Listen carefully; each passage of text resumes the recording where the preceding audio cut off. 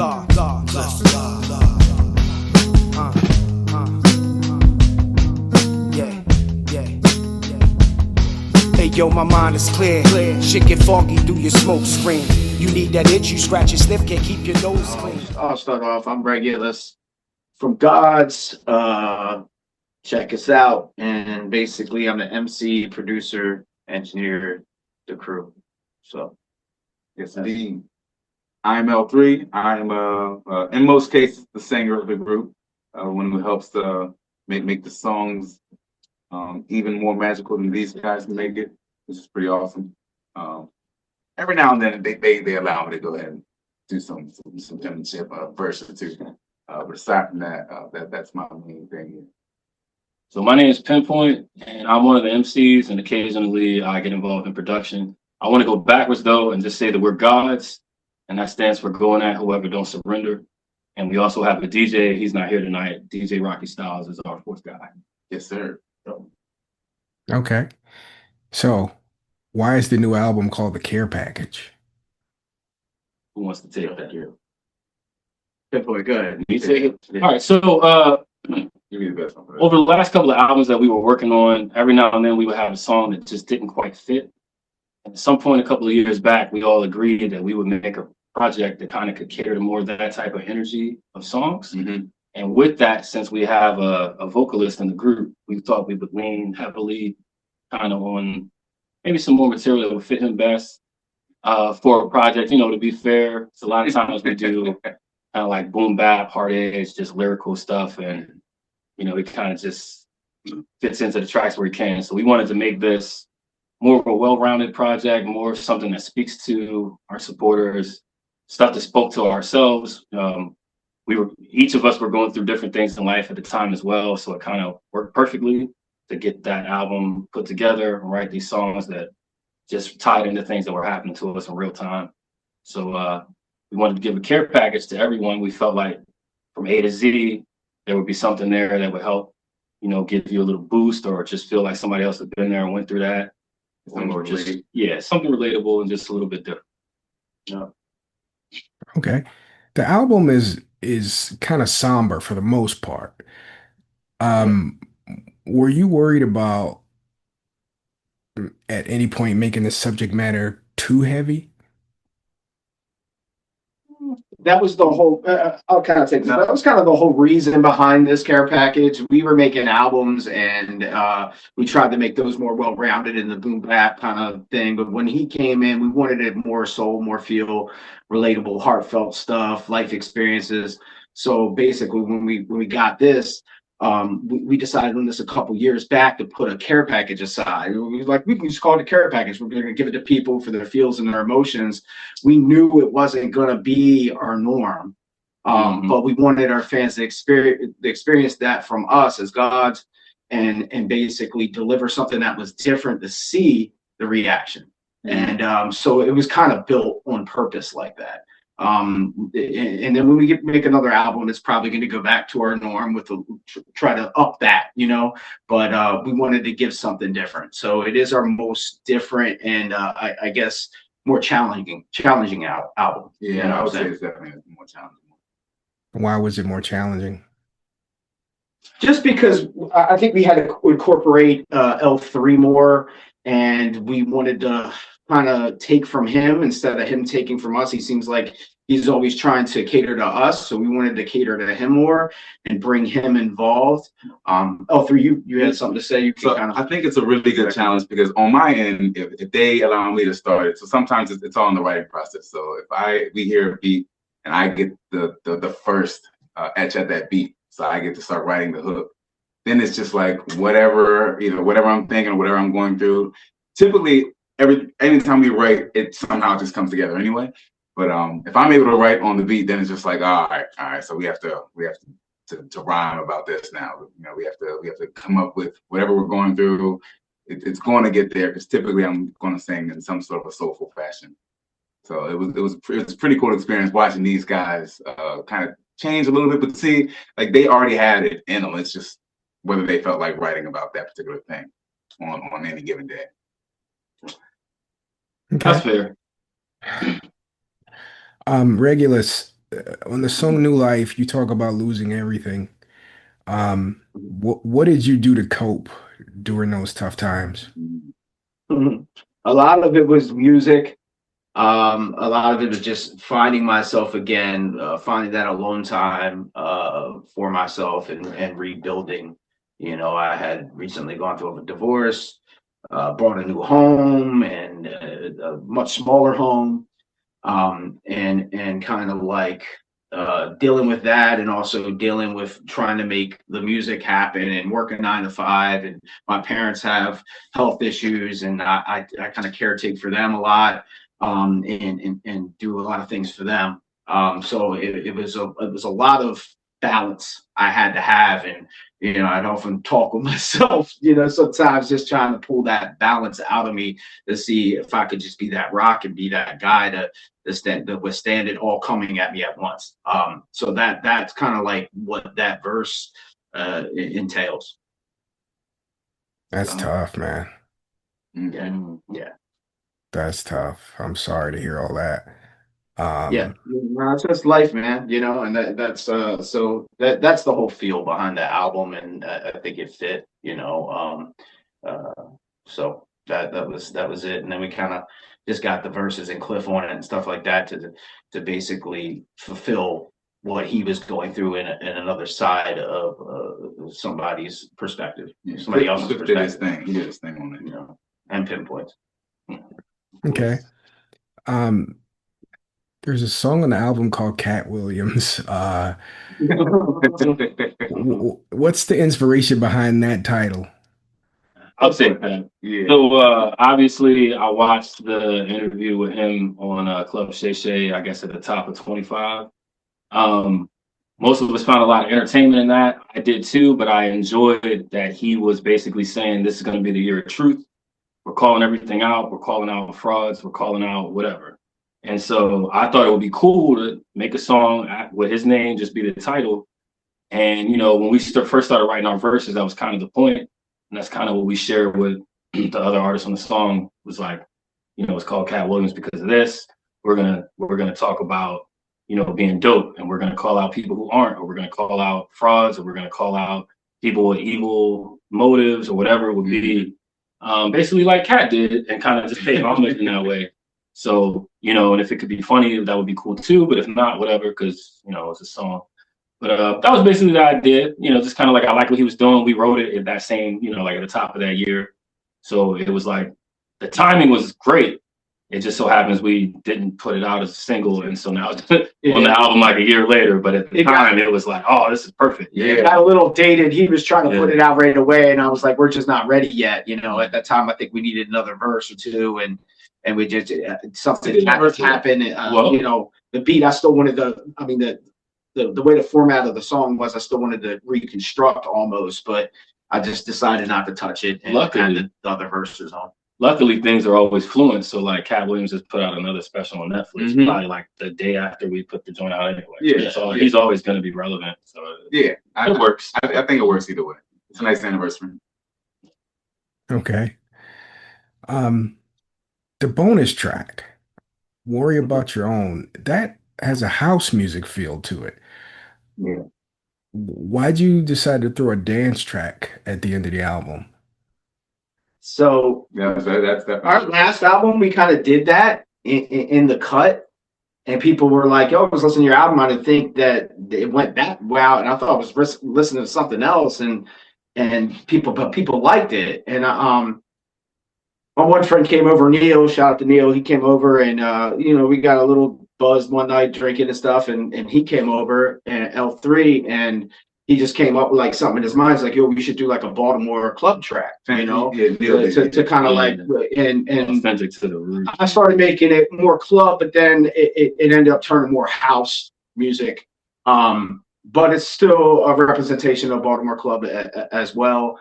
And L3 did his thing on it. It was very simple to do, kind of just repeated the track, and we just wanted it as a hidden track to see like, hey, if people mess with that, it's almost like a different genre, and we could cater to something else. Also, you know what I'm saying? It also kind of gives the opportunity to give like a little boost of energy to anybody who's listening. So if they did get totally down, just, relating too much or thinking about too much. Yeah, pick them Whatever, back, it's like, back okay. up. We're fun again. This is on, and now you can kind of party it out, whatever, clean the bathroom or something like Yeah, that. kind of like after it's your time to rejoice after all the feels, you know what I'm saying? So, and pick it up for the fun for the next album. Kind of fits. You gotta dance it there up too. Yeah, you gotta Not worry about your own. Yeah, it's just like you gotta dance it up. care package energy. I wasn't aware that Baltimore had like a club scene like that. Tell me about Baltimore. Oh, huge. Yeah, club scene. Like it's club music to me. Baltimore was one of the originators of like our own style of Baltimore club, which is like a variation of house music. And like Philly kind of took some of it, and Jersey kind of took some of it, but like we were like the stamp. Like Baltimore was the stamp of like Baltimore club music. You come here and you listen to all the DJs, DJ Booby, Rusty, basically, there's so many. There's a lot of people that became famous. There's so many just because of club music, club music producers and stuff and it was big in the clubs, especially not mid the late '90s, the early 2000s. It was a huge scene, and it's still relevant here, and it's you can pick any of them, and everybody stops and dances. You go to DC, they're in the go-go. They, a lot of representatives, they like go-go. Well, Baltimore loves club music. Like, if you're from Baltimore, more than likely you mess with club, Baltimore club music. So, and it was always bumping our radio stations every Friday night when we were younger. Even the young people now still know, because it sticks. It sticks. It's like they're always feel new. Yeah. Even though they're like 30, 40 years old, it's still a thing for Baltimore. Like, even some of the best samples have been released in club music. So I said it was Rod Lee, but I said Brodsky. I don't know what. I didn't know that's what it is, but yeah, just had to correct that. But yeah, I mean, there was definitely a lot of dope ass club DJs. Yeah. Okay. Pinpoint, I think you got a lyric on No Condolences.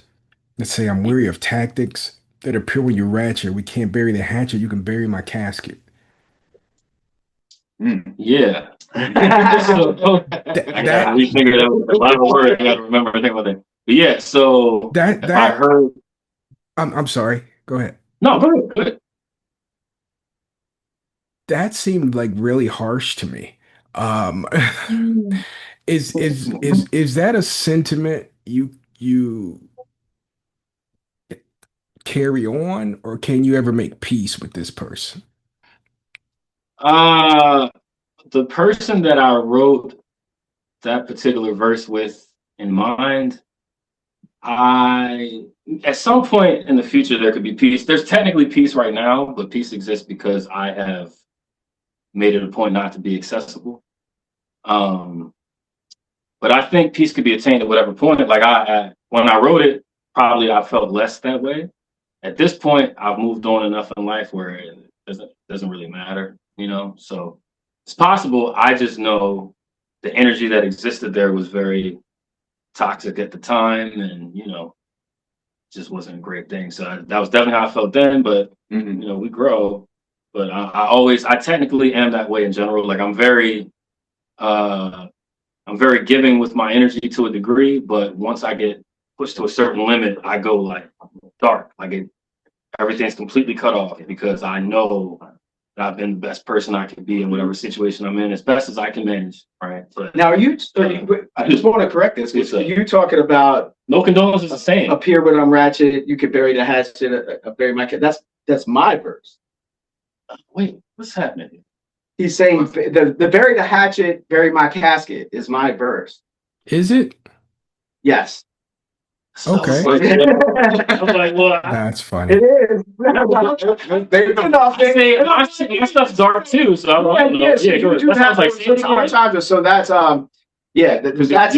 that's unfortunately my verse, but yes, it's basically the same thing. I mean, he was going through ex problems. I was going through the wife stuff. Kind of like me venting on track. It wasn't particularly at her. But it was just I guess the angst at the time. You know what I'm saying? So, but and that was the anger off, and I let it out on track. So will your ex-wife ever? Will she listen to your music? Oh no, we're good friends. She always respected. She's a good person. We're still good friends. Our divorce wasn't a bad divorce, but the fact, that I loved her and shit like that, that was different. You know what I'm saying? I know she loved me too, but it was we settled that. I mean, we're good. But I don't think she's gonna. I don't think she's listened to the album yet. She did listen to my music sometimes, but and she was very supportive of it. But she wasn't into it. You know what I'm saying? And I understood that. She was a different person. You know. Wow. Relationships are so hard, man. So Yeah, All of them. the pen's good for that, though. The pen's good for that. And basically, that's how we vent. Thank God we were musicians when those things happened. I mean, that's where most music and storytelling and movies come from. Just relationships. Yeah, it doesn't even have to be those exact specifics, but you take a base and you run with that foundation and kind of build on that, depending on where your rhyme scheme goes and what you want to really talk about on the track. So it's influenced by that, I believe. so when you're writing something like that, it's therapeutic, right? But how much of it is difficult? Like, it does the therapeutic part outweigh the tough feelings part of it? Like, it's gotta be hard to revisit some stuff. To an extent, I believe it does. I mean, one of them can chime on this too, but I definitely think it's therapeutic for sure. I mean, and the fact you can listen to the product afterwards or just a rough copy or whatever, and get it out. I think it's definitely therapeutic, and especially in that moment. Yeah. So the way I feel about it is like, it gives you a chance to talk about whatever the thing is, probably more than I'm going to, right? Like maybe I'm going to say something to a few of my closest friends, and do they even really want to talk about it? Probably not. So if I put it in a song, I can say it one time, like one final time, and who knows how many people are going to hear it, right? And I'll hear it again later and think about how I feel now versus how I felt then. And if I can see that that's changed over time, then to me that's therapeutic. But also, I know that X amount of people have heard those words and thoughts, and then I can wonder like how many people did they think like, oh, I feel the same way, I felt the same way, and then that also makes me feel a certain way because it's like the negativity or whatever it is that I put there is going to be able to do some good in a connectivity kind of way. So for me, that's a different type of therapeutic part to it. So I personally think definitely. I think for me, it's hard to really express deep feelings. I'm just typically not that kind of person, but in music is what I found that it can get me there. If you need to cry or do whatever, I'm not just going to sit here and cry, but if I had music could get me close to that. That's the only way that I've found that I'm able to tap into that side of myself. And it's typically in music, whether I'm writing, singing along, or whatever the case is, whether I'm thinking about writing. So the way that the beat is constructed or how mellow it is the only thing that will really get me into a deep feel where I can write. Yeah, El definitely stays on the surface a lot, but he's very flexible, and you can see when the emotions come out more than others, He's more of a storyteller in most cases. That's interesting. Al, who's your favorite artist? That's a tough question. This guy. Is that a question for everyone? That's for you. Hell. My favorite artist, man, it would be tough. But I have to throw a few out there. It's John Legend, it's Anthony Hamilton, it's Bill Withers. It's that kind of in most cases some sort of a soulful singing, storytelling. But I also like Busta Rhymes. I like crazy, crazy music as well. Pretty vocal and boisterous. You know what I mean? But favorite artist is really, really tough. Yeah. Sorry. Right. I was just like, God damn it! I should have been Michael. No, when you said what you were saying, just made me think. I wonder what kind of music he listens to. is there music that has those feelings that you like? So everybody you name except for Buster has like, they kind of bear their feelings or they talk about, heavy stuff a little bit. Right, right. I could see the inspiration from you said Bill Withers, John Legend, and who was the other one? And Anthony Hamilton, Anthony Hamilton. Yeah, Darlene, just yeah, soulful. Okay. Alicia Keys, gotta throw her in there too. Who? Alicia Keys. That's I keep on following. Come on. Yeah, she's Amazing. Shout out to Keys. yeah, definitely. She's incredible. Okay, well, last question. What do you guys hope for people to take away from the care package? One of y'all want to go first? I just hope that they can relate. I just hope that they can relate and it helps them through a hard time. It helps them through a happy time. It helps them through a struggle. And to get back on their feet, that know that we as humans are stronger than that and we can get through anything, especially if we put our mind down to it. Yeah, I'm really just hoping that people who listen to it, like I listen to it, can just kind of vibe out. I'm also hoping that they like some of it. To me, it's fun to sing. I do the hooks a lot of times, so like it's something that it's like fun to sing, regardless of what your energy is in the moment. But I think what I want them to take away from is just to be able to vibe out, whether you're with somebody in a car with you or you're in a room. You can just sit, put it on, either sing along with it or just sit and relax and just let it go in one ear, go through the soul and out. That's dope. I also want people to be able to enjoy it and connect on whatever level. If it helps, that's great. But I also just, when I listen to certain songs in there, I just really like listening to them. Like I think they sound good sonically. So I also just want people to enjoy the music, even if it doesn't relate. I just would like them to be like, oh, that's a pretty cool song. Like that was put together well, or whatever it might be. I would hope that they would just enjoy it and want to play it again, honestly. Yeah. Want to share it. Yeah. Make it a part of their something that, whatever. So if put it in it's a the playlist, experience, then maybe you could play it on any day. You play it on a happy day or a sad day, because hopefully there's just enough of those different songs in there where it's like, oh, okay, I can still play this album today. It's cool. Or you're in the kitchen chefing up, it's background music. You never know what we're about to come on if you get shot. Yeah, I'm hoping that they love it so much that they get to the end like you did, sir, and then they get to hear just a little bit of dance. Like, all right, it's over now. We can dance it out a little bit until we feel like going back to eggshells or something like that. Yeah, not worry about your own is, of course, you got a copy, but it's not on the streaming sites. It's a hidden track still, so it's only the physical copy. So right now we got CDs talking about getting some vinyl, but or tapes. It's either or, but we'll see how the CDs go. But yeah, hard copies that will be on the hard copies if we especially can fit it on. Okay, so if you want to hear the dance song, you got to get the CD. Got to get the CD or a hard copy, yes, sir. And where do they get the CD? You can check GAWDS music at Gmail. You can email us there. You can also instant message us on any of our social media. Message us on any social stuff.